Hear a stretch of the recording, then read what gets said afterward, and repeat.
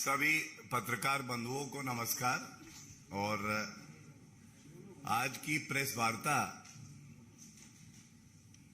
ये बड़े ही अहम बिंदु पे है। जैसा आप जानते हैं, पापी आप, उनका शराब घोटाला, कट्टर बेईमानी सब सामने आई है।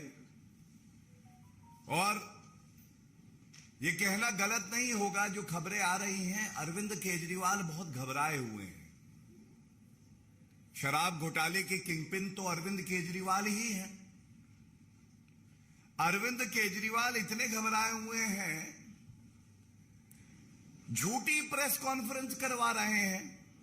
भ्रष्टाचारी आप तो है ही, लेकिन ऐसा प्रतीत हो रहा है कि वहां पे विधिक तौर पे या तो किसी को जानकारी ही नहीं है, और या केवल भ्रम फैलाना उनका कार्य है। तो इसीलिए ये अहम प्रेस वार्ता इसलिए करी जा रही है। जो दिल्ली वासियों के सवाल हैं, जो देश की जनता के सवाल हैं,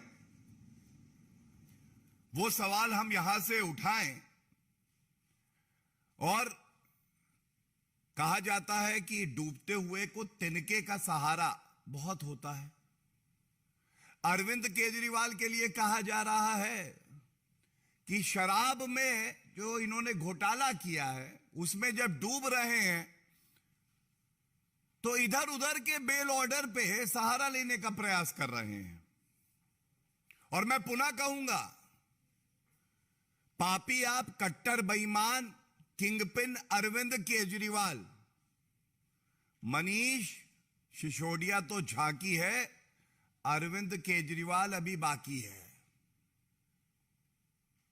क्यों कह रहा हूं? मैंने प्रेस वार्ता सुनी। अब ध्यान से सुनिए, गए तथ्यों के साथ आपके समक्ष रख रहे हैं। एक 6 मई 2023 का कोई और को एक्यूज थे, उनको बेल मिलती है और सारे झूठे प्रवक्ता, अराजक, अपराध, पापी आपके बाहर आते हैं और कहते, देखिए कोई सबूत नहीं है, न्यायालय ने कह दिया है। अच्छा, अगर कोई विधिक जानकारी रखता है भ्रष्टाचारी आप में, तो जो बात, जो प्रमाण के साथ आपके समक्ष मैं तथ्य साझा करूंगा, उसका उत्तर दे दे। मैं अरविंद केजरीवाल को चुनौती देता हूं, अगर दमखम है अरविंद केजरीवाल में, इस बात के उत्तर दे दे। जो सवाल हमने पहले पूछे हैं उसके उत्तर दे दें।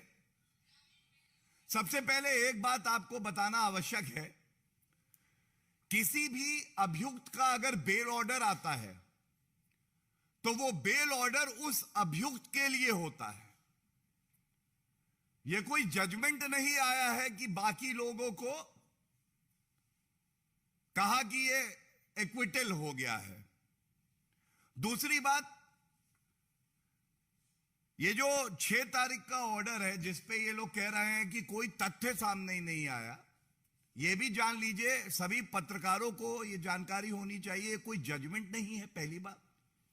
दूसरी बात, एक्विटल इसमें नहीं हुआ है। और तीसरी बात, एक डिस्चार्ज होता है चार्ज फ्रेम से पहले, यह भी नहीं है। लेकिन अब जो मैं कहने जा रहा हूं वो ध्यान दीजिएगा। मैं वही ऑर्डर,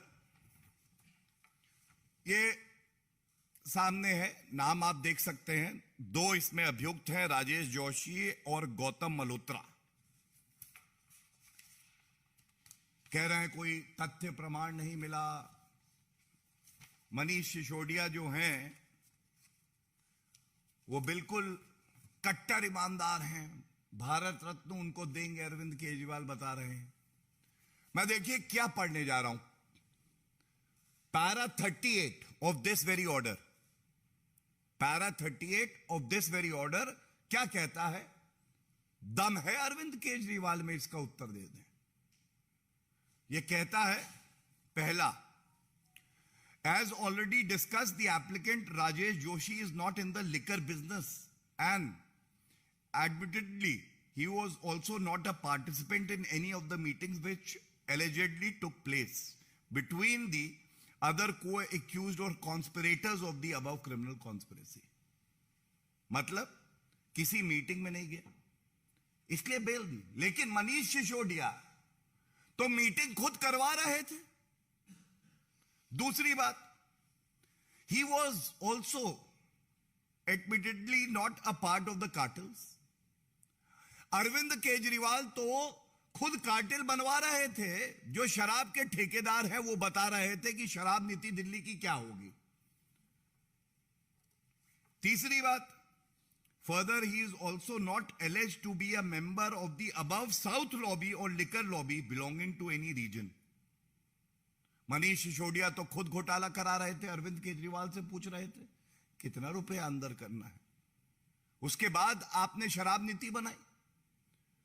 और सबसे अहम, मैं ये विनती करता हूं आपसे, ये बात कल के अखबारों में छपनी इसलिए चाहिए कि पापी आप, भ्रष्टाचारी आप, कैसे झूठ फैलाती है, झूठ का व्यापार अरविंद केजरीवाल करते हैं, यह सबके समक्ष आना चाहिए. और यह लाइन मैं पढ़ देता हूं. He is not amongst the persons who are alleged to have paid the above kickbacks to the co-accused Manish Sisodia. Manish Sisodia को पेबैक नहीं दिया है, इसलिए बेल दे रहे हैं. यह इसका सार है. मतलब मनीष सिसोदिया का नाम तो यहां भी है. ये पैरा नंबर 38. अच्छा, गजनी याददाश्त चली गई होगी, या हो सकता है अरविंद केजरीवाल ने कहा ये ना पढ़ना. मैं सुन रहा था, संजय सिंह जी आए, कहने लगे, उनके ही शब्द हैं, अरविंद केजरीवाल की छवि को खराब कर रहे हैं.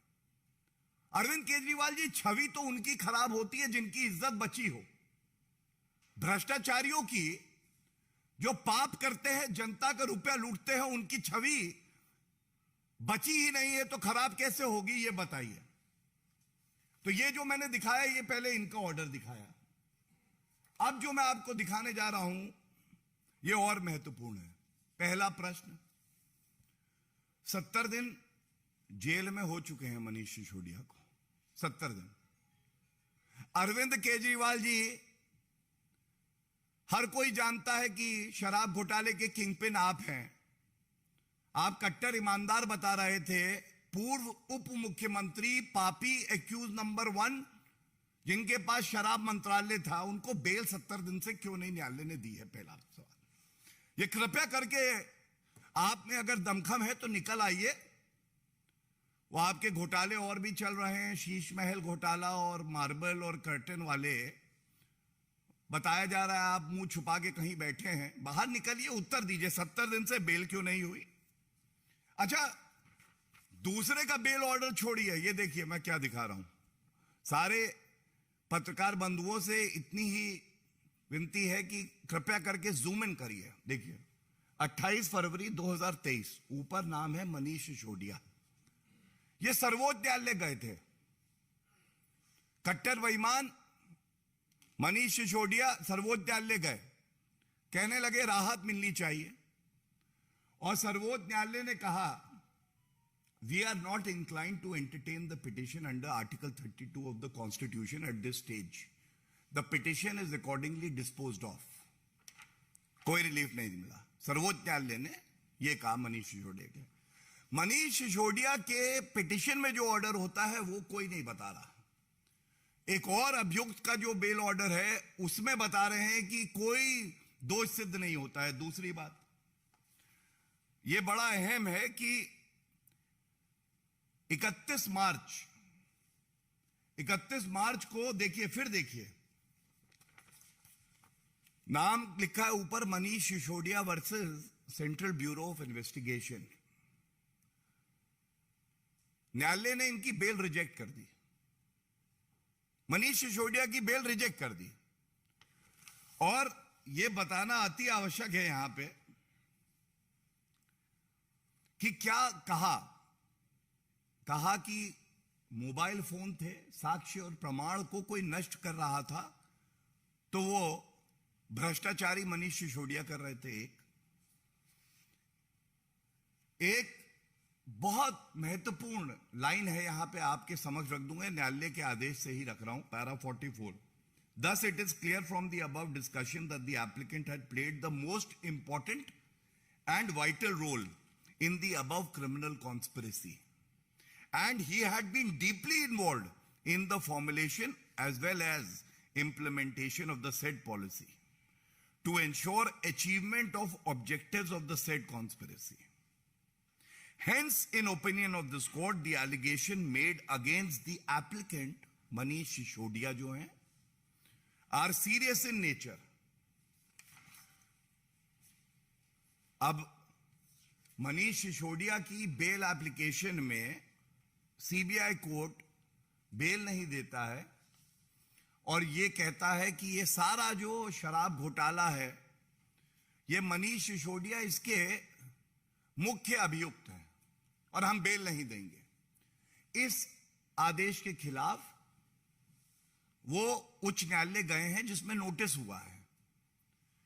उच्च न्यायालय में नोटिस हुआ है, अभी कोई फैसला नहीं हुआ, तो दूसरे के बेल ऑर्डर से आप तो न्यायालय का अपमान कर रहे हैं। दिल्ली उच्च न्यायालय को संज्ञान लेना चाहिए कि एक पेंडिंग मैटर में मनीष सिसोदिया जो मुख्य अभियुक्त हैं कहते हैं कि इस मामले में कुछ है नहीं और उनकी खुद की बेल पेंडिंग है। इसके बाद मैं एक और फैसला लाया हूं और यह फैसला भी बड़ा महत्वपूर्ण है।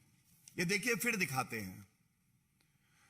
यह सब तथ्यों के आधार पर प्रेस कॉन्फ्रेंस पापी आप में नहीं होगी, क्योंकि अरविंद केजरीवाल केवल और केवल धोखाधड़ी, भ्रष्टाचार, झूठ बोलना, आई एम सॉरी, पूरी राजनीति इसी पे टिकी है उनकी।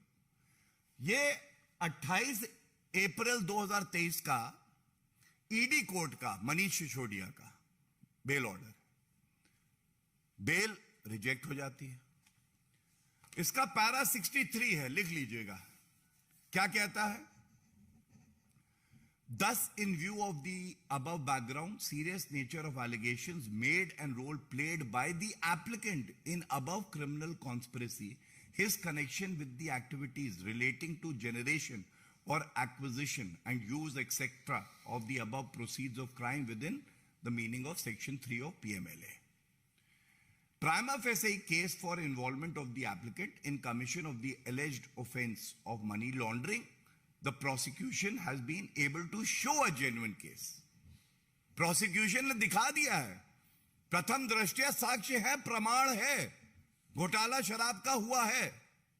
और अंत में, hence this court is not inclined to grant bail to the applicant in this case of economic offense having serious repercussions upon the general public and society at large, as the evidence collected during investigation speaks volumes of his involvement in commission of the said offense. जो प्रमाण सामने आए हैं वो इतने गंभीर हैं कि ऐसे मुख्य अभियुक्त को हम बेल नहीं दे सकते। अब अगर अरविंद केजरीवाल जी आप घबराए हुए हैं, डरे हुए हैं, हर किसी से पूछ रहे मैं तो जेल नहीं जाऊंगा, मुझे भी पुलिस पकड़ लेगी क्या, तो ये भ्रष्टाचार करने से पहले आपको सोचना था। आपके एक और पूर्व मंत्री जिनको आप कट्टर ईमानदार बता रहे थे, वो 11 महीने से जेल में हैं और आज अरविंद केजरीवाल में तो इतनी हिम्मत नहीं थी कि बाहर आए और प्रेस वार्ता कर पाए इस बिंदु पे, लेकिन जब उनके साथी आए बाहर और वो बता रहे थे कि हवाई मिस्टर इंडिया, तो मैं इतना ही कहूंगा, एक और मूवी आई थी जिसमें एक किरदार था क्राइम मास्टर गोगो, मैं आया हूं तुम्हारा कुछ तो लेके जाऊंगा, जेब में चवन्नी पड़ी है तो वो भी ले लूंगा। वैसे ही अरविंद केजरीवाल आज बन गए हैं। भ्रष्टाचार की पराकाष्ठा कोई है तो अरविंद केजरीवाल है, भ्रष्टाचार का पर्याय कोई है तो अरविंद केजरीवाल है, कट्टर बेईमान कोई है तो अरविंद केजरीवाल है। और जिसकी नाक के नीचे, जिसकी वजह से, जिसके इशारे पे शराब घोटाला हुआ है तो वो अरविंद केजरीवाल है। और हां, संजय सिंह जी, एक बात जरूर कहूंगा, आप कह रहे थे हमारी पार्टी के लिए, जो विश्व की सबसे बड़ी पार्टी है, जिसके नेता परम आदरणीय श्री नरेंद्र मोदी जी पूरे विश्व में सबसे बड़े नेता हैं, आपने कहा चुल्लू भर पानी में डूब मरना चाहिए। न्यायालय पे आप ऐसी प्रतिक्रिया कर रहे हैं। 4 आदेश मैंने आपको दिखाए हैं, न्यायालय की क्या टिप्पणियां हैं। इधर उधर की बात ना कर, यह बता अरविंद केजरीवाल शराब में क्यों डूबा। और कहा जाता था कि चुल्लू भर पानी में डूब मर, शर्म आनी चाहिए। लोग अब यह कह रहे हैं कि अरविंद केजरीवाल शराब में इतना डूब गए हैं कि उनको न्यायालय के आदेश भी नहीं दिखाई दे रहे हैं। हाथ पांव हिला हिला के कह रहे मुझे बचा लो, मेरे भ्रष्टाचार को छुपा लो। और जो सवाल हम आपसे आज यहां से उठा रहे हैं, इतना दमखम नहीं है, फिर से कहूंगा कि एक उत्तर दे दे इन प्रश्नों का। ये सारी जो मैंने आपके सामने तथ्य रखे, कोर्ट ऑर्डर से रखे हैं, और कोर्ट ने भारत की न्यायालय में अरविंद केजरीवाल की आस्था क्या खत्म हो गई है? शपथ ली है आपने संविधान की, न्यायालय संविधान के तहत बनते हैं, और अरविंद केजरीवाल जी, आपकी कट्टर बेईमानी पूरे देश को शर्मसार कर रही है। जो व्यक्ति शपथ लेके आया कि मैं भ्रष्टाचार को खत्म कर दूंगा, वो व्यक्ति आज भ्रष्टाचार का पर्याय बन गया है। धन्यवाद। धन्यवाद। कोई प्रश्न हो तो इसी मुताबिक इस पे पहले इस पे आनंद, और फिर दूसरा जो हो आनंद जी।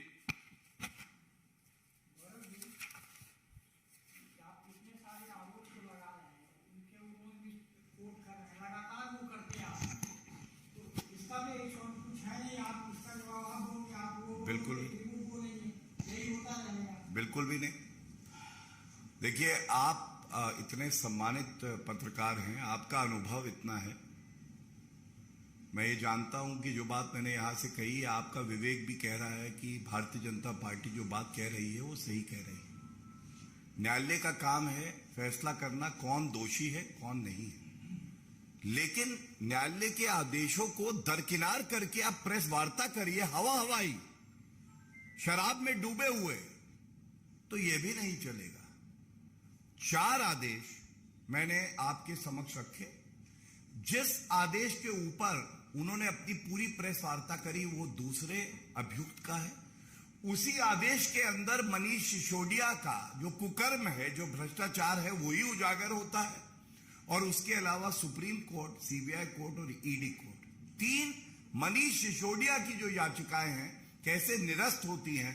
और उसमें कहा जाता है कि प्रथम दृष्टया जो घोटाला हुआ है उसमें मुख्य अभियुक्त मनीष सिसोदिया है। और इस तथ्य की कोई काट इसलिए नहीं हो सकती है क्योंकि इस फैसले को कोई निरस्त कर सकता है या पलट सकता है, तो वो इससे ऊपर जो अदालत होती है केवल वो कर सकती है, इसमें और कोई कुछ नहीं कर सकता।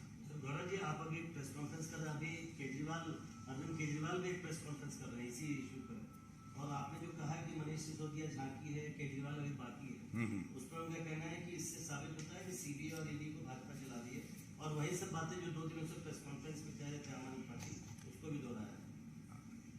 देखिए, मैंने बताया ना, अरविंद केजरीवाल आज बहुत ही डरे हुए नेता की तरह हैं, और जिनको वो कट्टर ईमानदार का सर्टिफिकेट देते थे, एक 11 महीने से एक 70 दिन से अंदर है।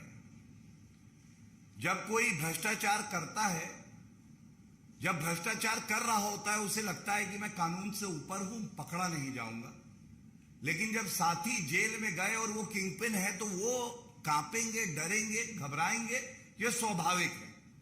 और कृपया करके अरविंद केजरीवाल जी से अगर ये सवाल पूछा जा सके, हमारे देश की मीडिया इतनी मजबूत है, ये सवाल जरूर पूछेगी। ईडी सीबीआई की बात अभी यहां नहीं हुई है, जांच एजेंसी अपना काम करती है, उसको परखता कौन है? न्यायालय परखती है। तमाम ऐसे मुकदमे हैं कि अगर साक्ष्य नहीं है, प्रमाण नहीं है, अगर दोष प्रथम दृष्टया दिखता नहीं है तो बेल भी होती है। और एक बात मैं आपको और बता दूं, मनीष सिसोदिया के पास करीब 8 महीने का समय था जब से एफआईआर हुई।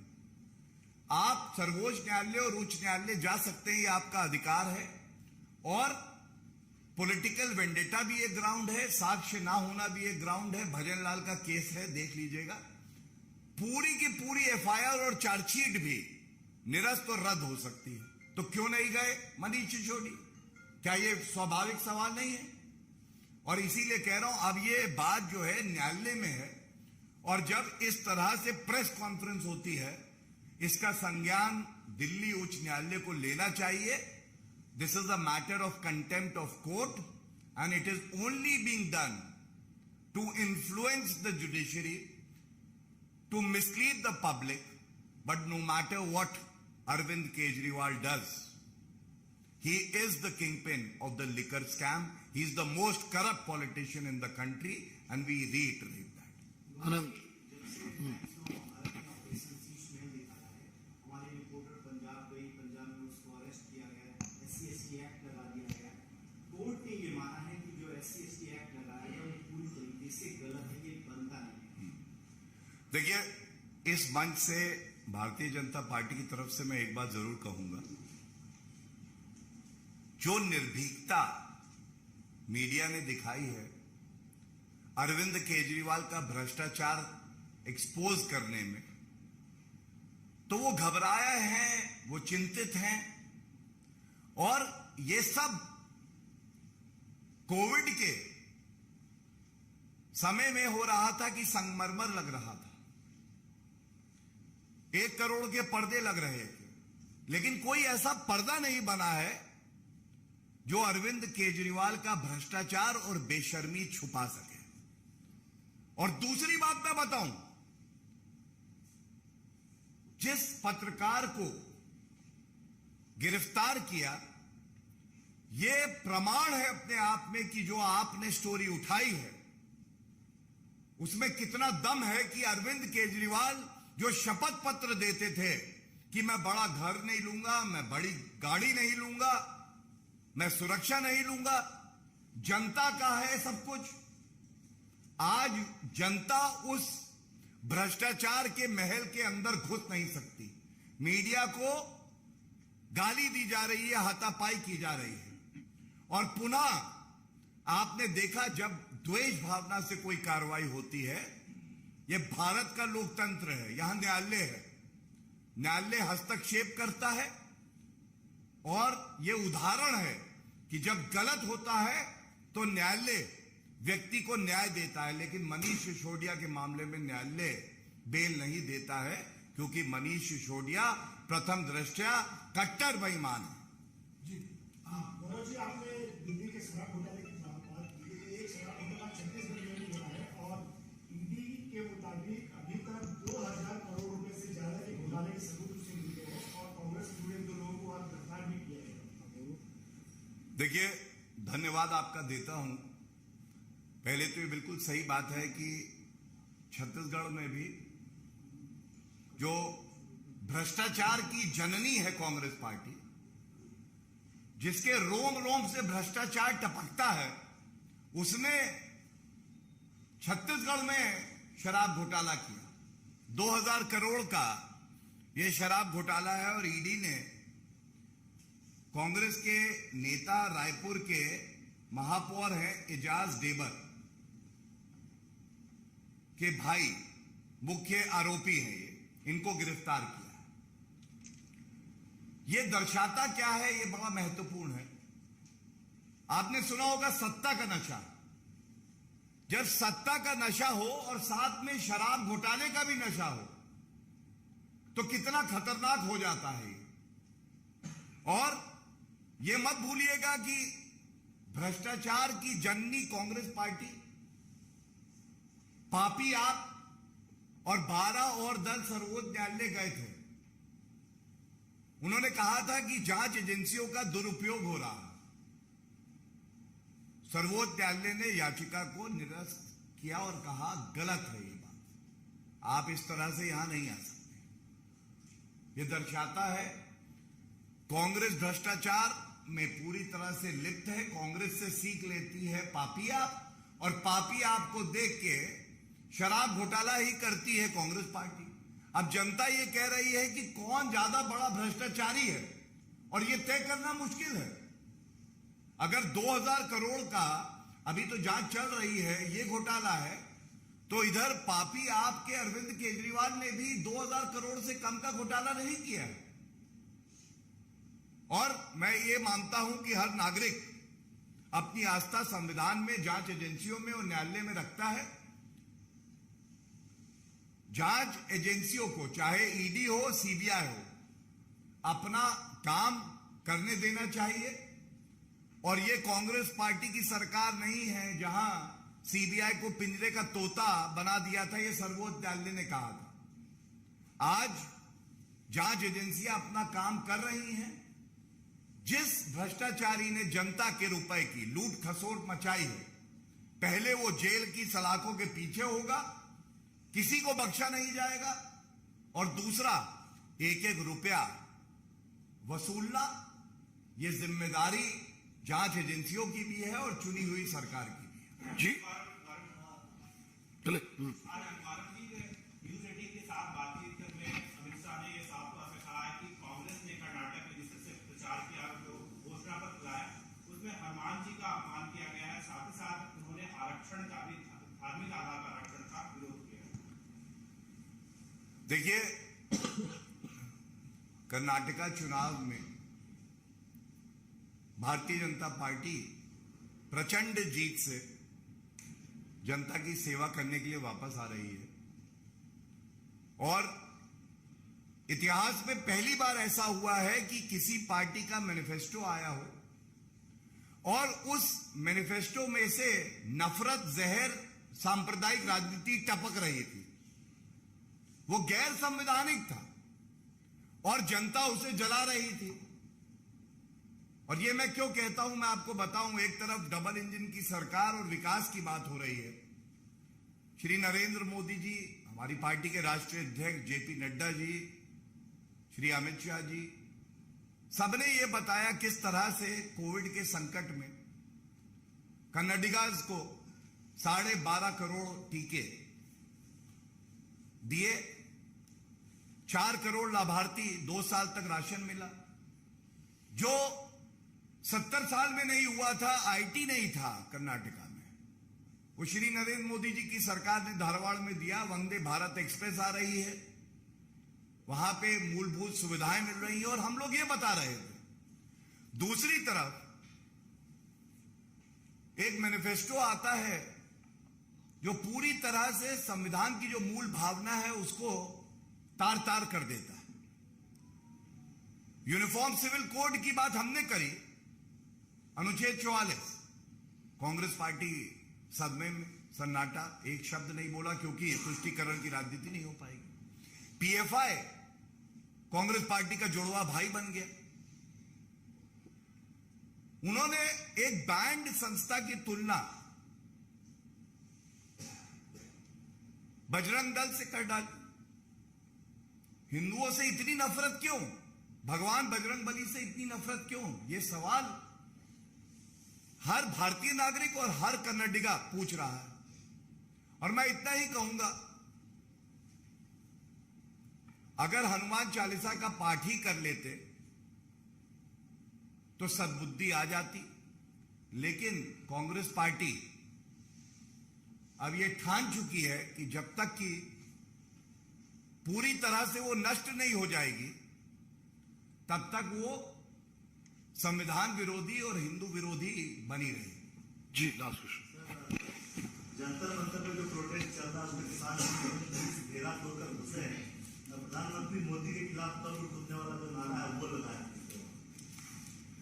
देखिए, मैं इतना ही कहूंगा, संविधान के तहत कोई भी व्यक्ति हो वो विरोध भी कर सकता है, प्रदर्शन भी कर सकता है। लेकिन भारत के 140 करोड़ नागरिक और उनका आशीर्वाद श्री नरेंद्र मोदी जी के साथ में है। और ऐसा कोई माइका लाल नहीं है जो श्री नरेंद्र मोदी जी की खबर खोज सके।